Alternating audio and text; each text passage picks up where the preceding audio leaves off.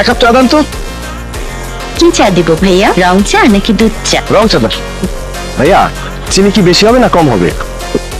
চিনি কম দিবেন। আচ্ছা ভাইয়া, চায় কি আদা দিব নাকি লেবু দিব? লেবু দেওয়ার কোনো দরকার নেই, আদা দিলে চলবে। ভাই চা কি ওয়ান টাইমে দেবো নাকি রেগুলার কাপে দেবো? কি সমস্যা কি ভাই?